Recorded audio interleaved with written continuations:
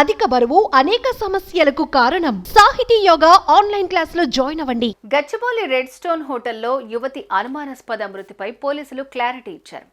ACP Srikanth case వివరాలు వెల్లడించారు. ఉదయం 4 గంటలకు డయల్ 100కు కాల్ వచ్చిందని అక్కడికి వెళ్లి చూడగా యువతి ఉరికి వేలాడుతూ కనిపించిందన్నారు. మహబూబ్ నగర్ జిల్లాకు చెందిన శృతి నర్సింగ్ చదివి ఓ ప్రైవేటు ఆసుపత్రిలో నర్సింగ్ చేస్తోంది.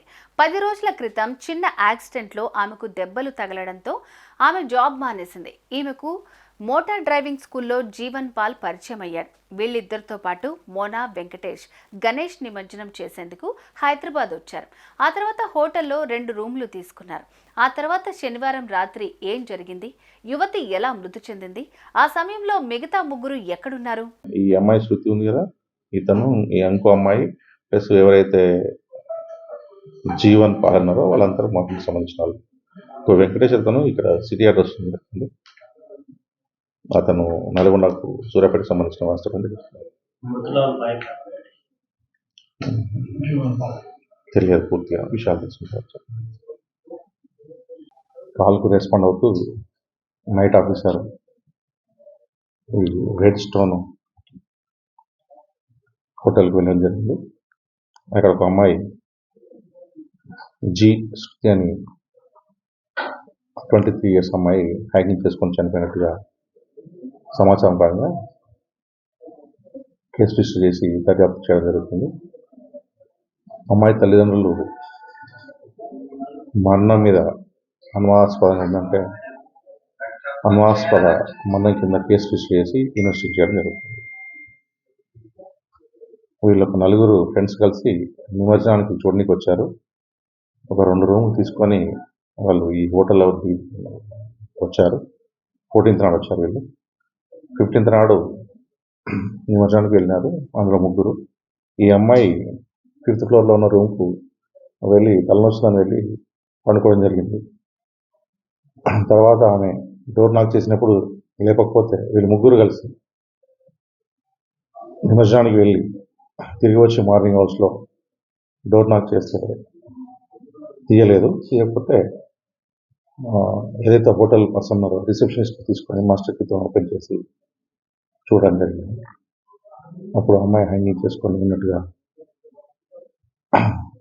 సమాచారం మేరకు కేసు రిజిస్టర్ చేసి గచ్చిబౌలి ఇన్స్పెక్టర్ పోలీస్ వాళ్ళు దర్యాప్తు చేస్తున్నారు.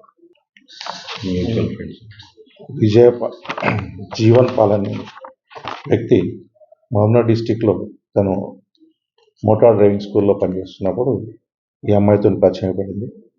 తర్వాత సబ్సిక్వెంట్లీ ఇంకో అమ్మాయి ఎవరైతే ఉన్నారో ఆ అమ్మాయి ప్లస్ వెంకటేష్ అనే ఇంకో వ్యక్తి ఉన్నారు. వాళ్ళందరికీ పరిచయాలు ఏర్పడ్డాయి. ఆ పరిచయాల కారణంగా వాళ్ళు కలిసి ఎక్కడికైనా వెళ్తే కలిసి వెళ్ళేవాళ్ళు. అక్కడ ఉన్న ఆనవాళ్ళని బట్టి అక్కడ ఉన్న బీర్ సీసాలు అవి దొరికినాయి. దాన్ని బట్టి వాళ్ళు మద్యం సేవించినట్టుగా అనిపిస్తున్నారు.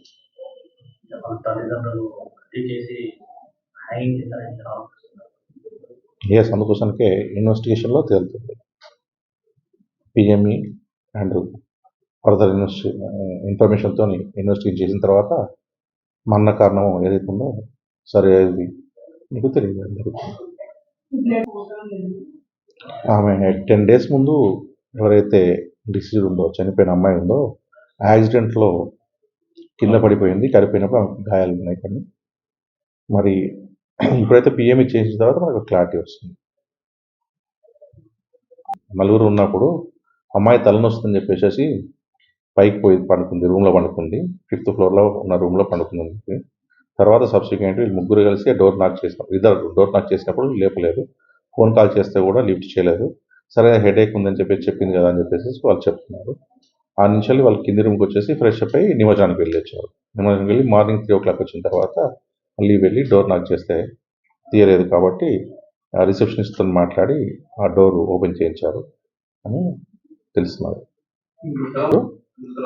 మృతురాలు నర్సింగ్ చేసి జాబ్ చేస్తుంది. ఇప్పుడు జాబ్ లేదు. అప్రెంటిస్‌షిప్ జాబ్ చేస్తున్నామే. ఇప్పుడు ఈ 10 days నుంచి చేయట్లేదు ఆమె. ఎవరూ లేని సమయంలో శృతి ఆత్మహత్య చేసుకుంది. కానీ తల్లిదండ్రులు మాత్రం ఆమెపై అత్యాచారం చేసి హత్య చేశారని అంటున్నారు. అటు రూమ్లో సిగరెట్లు, మందు సీసాలు చూసి కుటుంబ సభ్యులు షాక్ అవుతున్నారు. యువతి పోస్ట్ మార్టం రిపోర్టు వస్తే తప్ప అసలు విషయాలు తెలియవంటున్నారు మృతురాలి తల్లిదండ్రులు.